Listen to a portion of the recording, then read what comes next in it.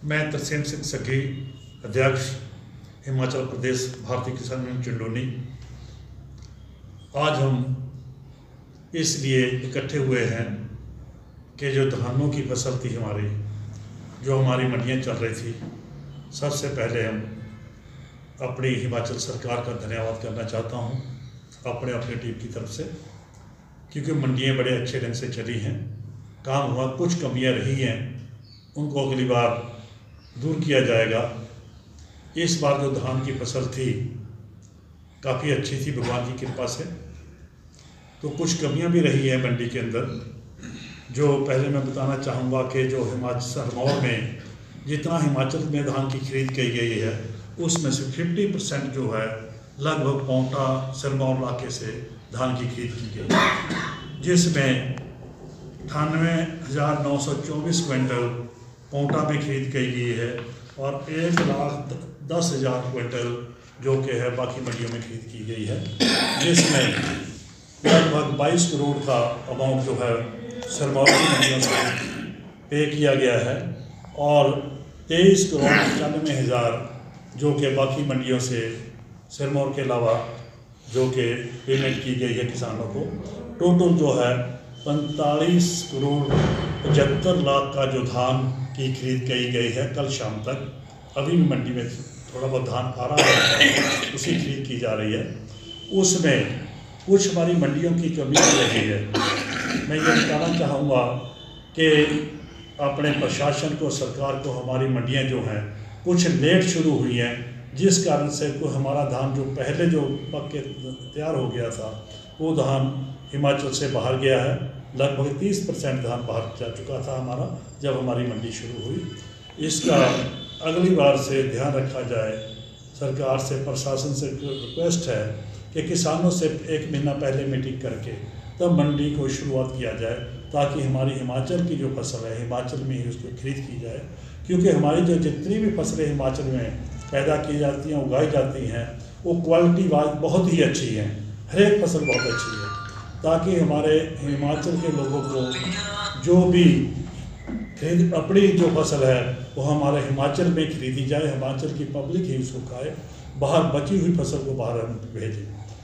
तो दूसरी बात यह है कि एक तो मंडी लेट चली, उसके बाद दूसरा कि मंडी भी का छोटा होना, मंडी में स्पेस कम था, जगह कम थी, उस कारण भी मतलब लोग कुछ बाहर लेके गए हैं धान जब भीड़ ज़्यादा होगी मंडी के अंदर।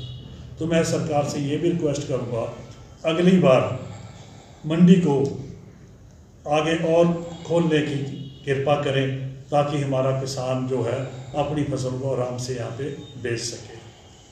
कुछ कमियाँ मंडी प्रशासन की तरफ से भी रही है और इस बात की खुशी है कि हमारी जो फसल हिमाचल सरकार अपने आप खुद खरीद रही है, जो कि इस बात सिविल सप्लाई ने उसको खरीद किया है। किसानों को उसका पूरा MSP जो था उसका पूरा दाम मिला है। किसानों को किसी किस्म की कोई ज़्यादा परेशानी नहीं आई। जो पैसा था जो पेमेंट करनी थी गवर्नमेंट ने, उसमें भी किसानों को कोई परेशानी नहीं आई। हम इसलिए सरकार का और सिविल सप्लाई का धन्यवाद करते हैं। और मंडी में जो स्पेस कम था और एक शेड जो बन रहा था वो काफ़ी टाइम से उसका काम लगा हुआ है, उसका टेंडर हुआ है, मगर उसका अभी तक काम नहीं हुआ। तो मैं CM साहब श्री सुखविंदर सिंह सुक्खू जी से रिक्वेस्ट करूँगा कि ये जो हमारे मंडी में कमी है, शेड नहीं बने हुए हैं, उसका काम कंप्लीट नहीं हुआ है, उसको पूरा करने की कृपा करें और भी हमारे मंडियों के ऊपर ध्यान दें, ताकि हम जो है अपने सारा अनाज जो इतना पैदावार होती है उसको यहीं पे रोका जाए, यहीं पे हम खरीद सकें। मंडी प्रशासन में से सरदार मंजीत सिंह जी, ADO राजेंद्र सिंह चौधरी जी और शशि शर्मा जी जो कि ऑफिस में काम करते हैं, उनके साथ निशा शर्मा मैडम हैं और मनीष है, अमन जी हैं और शाही जी हैं। ये बहुत अच्छा काम किया इन्होंने, जहाँ की यहाँ पे अभी ना तो चेयरमैन है अभी तक हमारी मंडी में, ना ही कोई सेक्रेटरी है, एडिशनल चार्ज है सोनू वाले सेक्रेटरी के पास, फिर भी इन्होंने बहुत अच्छा काम किया है, सराहनीय योग है। मैं इनका धन्यवाद करता हूँ। और इसके साथ साथ SDM साहब श्री गुरजीत सिंह चीमा जी उन्होंने इस मंडी को अच्छा चलाने के लिए बहुत ही अच्छा काम किया है। मैं उनका भी धन्यवाद करता हूँ और किसानों का भी धन्यवाद करता हूँ जिन्होंने बड़े प्यार से भीड़ के अंदर, बारिश के अंदर बड़े अच्छे ढंग से काम किया है और धान को लेके आए हैं। किसी किस्म की कोई भी गलती या लड़ाई झगड़ा नहीं हुआ।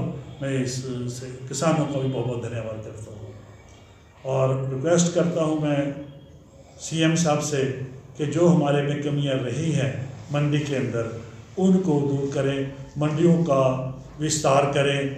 और स्टाफ की कमी रही है तो मेरी ये भी रिक्वेस्ट है कि स्टाफ को मंडी में बढ़ाया जाए, क्योंकि जो जैसे टोकन इशू करना होता है उसमें दिक्कत आई है थोड़ी। तो अगर प्रशासन के पास पूरा स्टाफ होता तो वो भी हमारे को दिक्कत ना आती। और स्पेस कम होने से काफ़ी दिक्कत आई है, क्योंकि जो कबाड़ा था वो पड़ा था, इसलिए धान स्टॉक करने के लिए दिक्कत आई है। तो इन दिक्कतों को सरकार से रिक्वेस्ट करता हूँ मैं कि इन जो दिक्कतें आती हैं किसान को उसको दूर करने की कृपा करें और ध्यान दें कि मंडियाँ हमारी अच्छे ढंग से चल सकती। इसके साथ साथ कुछ रोड ऐसे हैं जो रोडों की हालत बहुत ज़्यादा ख़राब है। मेरी सरकार से ये रिक्वेस्ट है, पहले उन रोडों को ठीक करवाया जाए, बनवाया जाए जो रोडों की बिल्कुल जो बहुत ही ख़राब हालत है। जो रोड थोड़े ठीक हैं उनकी रिपेयर उसके बाद नहीं करवाई जाए। मेरी ये सरकार से रिक्वेस्ट है। अंत में मैं सीएम साहब का, प्रशासन का, किसानों का, सबका तहे दिल से बहुत बहुत धन्यवाद करता हूँ। दिक्कत आई है वो सिर्फ जो टोकन इशू की, रजिस्ट्रेशन की दिक्कत नहीं आई, जो टोकन इशू होता था उसमें दिक्कत आई है। तो हमने रिक्वेस्ट भी करी थी मीटिंग के अंदर। मीटिंग उस दिन हुई है जिस दिन के मंडी का ओपनिंग थी। क्वेश्चन की जवाब बाद में करना बात तो वो पहले करनी थी मीटिंग, ताकि वो जो कमियां रही हैं वो हम उसको दूर कर सकते। और टोकन का ऐसा है, टोकन जो है ऑनलाइन जो है वो ठीक नहीं रहता, वो ऑफलाइन होना चाहिए। वो मंडी में एक आदमी बैठे और वही टोकन इशू करे। वो पहले दिन फ़ोन करे किसानों को रजिस्ट्रेशन के मुताबिक, भाई सीनेट के मुताबिक आपका फसल तैयार है, तो उसको टोकन इशू किया जाए जिसकी फसल तैयार है। ना तो उसमें किसानों को दिक्कत आएगी, ना प्रशासन को दिक्कत आएगी, ना लेबर को दिक्कत आएगी। दूसरी बात ये है कि जो लेबर है वो लेबर वो होनी चाहिए जो परफेक्ट हो। जो मंडियों में परफेक्ट लेबर होती है तो फिर कोई दिक्कत नहीं होती। तो टोकन की वजह से थोड़ी दिक्कत आई। सिंह, जिला उपाध्यक्ष हिमाचल किसान सभा, जिला सिरमौर कमेटी। पांवटा साहिब के अंदर मंडी चली, बहुत अच्छी चली है। और हमारी जो बहुत पुरानी मांग थी किसानों की कि हिमाचल प्रदेश की जो खरीद की एजेंसियां हैं वो भी गेहूं और धान, मक्की और इस तरीके की सारी फसलें खरीदें, उसमें हमारी जीत हुई है। हिमाचल प्रदेश की सरकार ने ये सही समय पर एक निर्णय लिया है और हमारी इस मांग को पूरा किया है, जिसके तहत हिमाचल प्रदेश की एजेंसी जो है वो खरीद कर रही है। पर उससे भी बड़े दुर्भाग्य की बात है कि ये इस तरीके से हुआ कि FCI का काम बंद कर दिया गया है और जिला की इसकी स्टेट की एजेंसी जो है वो यहाँ फूड कॉरपोरेशन या जो भी है DFSC उसको यहाँ नियुक्त कर दिया। अब हकीकत ये है कि अगर हमारी एक एजेंसी गई और एक आई तो उससे हमारे लिए दिक्कत ये है कि FCI को दोबारा लाने के लिए हमारे को बहुत बड़े आंदोलन स्ट्रगल करने पड़ेंगे। तीसरा हमारी मांग थी कि FCI तो रहे, इसके साथ साथ मार्कफेड और हिम फेड भी जो हमारा हिम एग्रो है और हिम फेड है ये भी इसके अंदर खरीद करें। मक्की बहुत अच्छी कर सकती है, इतना बड़ा वहाँ परमाणु के अंदर प्लांट लगाया है मक्की का और वो बेकार पड़ा है, उसके अंदर अगर किसानों से मक्की की खरीद सरकार करे तो बहुत अच्छा हिमाचल प्रदेश के किसान को उसका लाभ मिलेगा। पर उसके बावजूद हम खुशी है हमें हिमाचल प्रदेश की सरकार ने कुछ तो काम किया है, तो उसके लिए वो हम उसका स्वागत करते हैं। पर उसके साथ साथ हम ये भी देखते हैं कि सरकार कब तक के लिए एश्योरिटी देती है कि ये FCI जो है निरंतर, अब ये जो हमारी स्टेट की एजेंसियां क्या वो हमारे धान को भी खरीद लेंगी, क्या और एजेंसियों को लगाया जाएगा? तो हमारी मांग यही है कि जो हम मांग करते हैं कि उसको पूरा किया जाए और एजेंसियां भी लगाई जाए। साथ में इसको जो हमारी फूड कॉरपोरेशन ऑफ इंडिया है उसको भी लगाया जाए। दूसरी एक और मांग हमारी ये है कि यहाँ अब देखो आप कांगड़ा के अंदर आपने 3 तोल कांटे दिए, उसके बावजूद हमारा जो है धान पूरे प्रदेश में सबसे ज़्यादा है। और हमारे पास यहाँ इंफ्रास्ट्रक्चर है, बघानी के अंदर हमारा बहुत बड़ा किसानों का एक फार्म है, एग्रीकल्चर डिपार्टमेंट का है, वो देने को तैयार हैं। वहाँ भी एक खरीद एजेंसी हो तो हमारा बैलेंसिंग हो सकता है और बहुत ज़्यादा लोग गेहूं और धान और दूसरी फसलें वहाँ बिक्री कर सकते। मांग है हमारी हिमाचल प्रदेश के अंदर जो मंडी बोर्ड है, पता नहीं ये क्या कर रहा है। हमारा जो कृषि मंडी उपज समिति है, इसने इतना पैसा किसानों को और आम जनता का जो पैसा था हमारा किसानों का था, उसको लगा के हरिपटवाना के ग्राउंड के अंदर एक इतना बड़ा विशाल शेड बनाया था। और एक बार हमारे जो जब यहाँ खरीद सही महीने में की गई तो 1 लाख क्विंटल तक हमारे धान की खरीद हुई है और एक ही फसल के लिए किया और लाखों रुपए का वहाँ वो जो कई लाखों का जो शेड बना है और ग्राउंड के ऊपर पैसा खर्च हुआ और उसके बाद वो दोबारा वहाँ खरीद नहीं की गई। ये भी एक दुर्भाग्यपूर्ण है।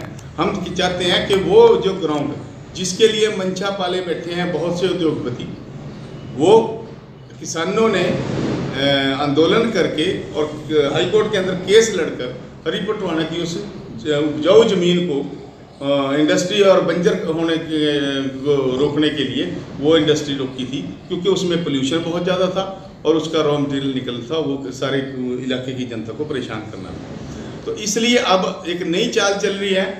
अभी इंडस्ट्री डिपार्टमेंट वहाँ चला गया कि जी इसको इंडस्ट्री के लिए दोबारा से चिन्हित करना है। हमने एक ज्वाइंट इंस्पेक्शन हुई है, हम इसका पुरजोर विरोध करते हैं। हम ये कहते हैं कि इलाका वासियों से मिलकर उस चीज़ को वहाँ क्या निर्माण होना है, इलाके की जो जनता है उसका भी व्यू लिया जाए, ताकि कल को हमारे को आंदोलन के रास्ते पर ना जाना पड़े। हम ये चाहते हैं कि वो जो किसानी के लिए इस्तेमाल हो या कोई ऐसा वो हो, चाहे खेल का ग्राउंड है, चाहे वो कुछ भी इस्तेमाल हो, पर वो कम से कम इलाके की जनता को विश्वास में लिए बिना नहीं होना चाहिए। तो इसलिए वो जो लाखों करोड़ों रुपए लाखों रुपए खर्च कर दिए वहाँ किसानों के नाम पर, उस ज़मीन को और उस शेड को सही मायने में लगाया जाए। अभी वहाँ बहुत अच्छी खुशी की बात हुई कि वहाँ एक तोल घंटा हमारा गन्ने के लिए लगा है, तो किसानों के लिए इस्तेमाल हो रहा है। बेशक वो अस्थाई है, हम ये नहीं कहते, पर उसको किसानों के लिए ही इस्तेमाल होना चाहिए। जब इतना वो महंगा पैसा लगाया, हम किसानों का है, सबका है, आम जनता का है, तो हम यही मांग करते हैं सरकार से कम ज़्यादा से ज़्यादा एजेंसियाँ खरीद में लगाएं, हर एक फसल को यहाँ खरीदा जाए हर एक मंडी के अंदर। और तीसरा जो है मंडियों खरीद केंद्रों की संख्या बढ़ाई जाए और उस ग्राउंड को जो है इलाके की जनता को विश्वास में लेकर ही वहाँ कोई काम किया जाए। और यहाँ खेती को बढ़ावा देने के लिए हमारे पास गन्ने का उत्पाद है और चीज़ें हैं, उनको भी उनकी तरफ भी सरकार ध्यान दे। इसी के साथ हम उम्मीद करते हैं कि हमारे जो हमारी प्रदेश सरकार है, जिस तरीके से उन्होंने बहुत अच्छा फैसला ये लिया है, एक एजेंसी को लगाया है, इस तरीके से किसान हितैषी निर्णय ले, किसान उनके साथ हैं। आने वाले लोकसभा चुनाव से पहले भी हम चाहेंगे कि इस तरीके की हमारे लिए किसानों के लिए कोई अच्छी राहत की खबर आए। तो हम उम्मीद करते हैं कि शायद हिमाचल प्रदेश की सरकार, अगर वो इतने अच्छे मैंडेट के साथ हमने किसानों ने उनको जिताया, तो आगे भी वो किसान हितैषी काम करेगी। इन्हीं शब्दों के साथ हम आज की इस प्रेस वार्ता के अंदर का मकसद हमारा यही आपको अवगत करवाने का था। अन्यथा हम ये आगे अगर ये नहीं दिखता तो कोई सकारात्मक कदम नहीं उठाते, तो हम लामबंदी हमारी शुरू है। कुछ टाइम के लिए हम थोड़ा ढीले में थे, पर अब उम्मीद करते हैं कि किसानों को जोड़ते हुए हम आगे आंदोलन को और ज़्यादा आगे बढ़ाएंगे। तो उम्मीद करते हैं कि किसानों की बात सुनी जाए। इन्हीं शब्दों के साथ अपनी बात को सुना। गन्ना उत्पादकों की परेशानी रहती है पेमेंट को लेकर, अक्सर उत्तराखंड डोईवाला में जाता है, उसकी पेमेंट में जो है वो देरी होती रहती है, कई बार 6 महीने भी लग जाते हैं पेमेंट में मिलती। तो इस बार क्या प्रोसेस है? ये परेशानी पहले रहती थी। अभी जो GM साहब शुगर मिल के डोईवाला में है, देहरादून में, हम उनसे मीटिंग करने के लिए गए थे, तो उन्होंने हमारे को विस्तार में बताया था कि उन्होंने बड़ा अच्छा सिस्टम बनाया इस बार। उन्होंने बताया कि पीछे मिल जो है हमेशा ही घाटे में जाती थी। उन्होंने हम 1.5 महीना पहले उनसे मीटिंग करने के लिए गए थे। ये हरीपुर टोहाना में जो ग्राउंड में जो सेंटर बना है गन्ने खरीद का, उसकी हम मांग करने गए थे। उन्होंने हमारे को आश्वासन दिया था कि आपको हम ज़रूर सेंटर बनाएंगे, और उनका धन्यवाद करते हैं जो उन्होंने वायदा किया था उन्होंने पूरा किया। उसके साथ साथ उन्होंने बताया पेमेंट का कि पीछे लोग किसान बहुत परेशान रहते थे, तो उन्होंने 1.5 महीने पहले बताया था कि मैंने किसी भी किसान का एक ही रुपया नहीं देना, सबकी पेमेंट मैंने कर दी है, सब ठेकेदार की पेमेंट कर दी है। सारी पेमेंट करने के बाद मेरे पास 10 करोड़ 11 लाख रुपया प्रॉफिट है, और वो मेरे पास पड़ा है मिल के लिए, भाई किसी भी जगह उसको इस्तेमाल करने के लिए। उन्होंने आश्वासन जो पहले होता रहा मेरे से, उसका तो मैं नहीं कह सकता, मगर किसानों को पेमेंट की कोई भी दिक्कत नहीं आएगी। और ना ही इसकी पहले जैसे कई दिन टोल नहीं होता था, बाबू नहीं आते थे, ट्रांसपोर्ट नहीं आती थी, तो उन्होंने कहा रेगुलर ट्रांसपोर्ट आएगी, आपको रूटीन में पैसा मिलता रहेगा, आपको किसी किस्म की परेशानी नहीं आएगी। और हमें उम्मीद भी है कि हमारे को परेशानी नहीं आएगी।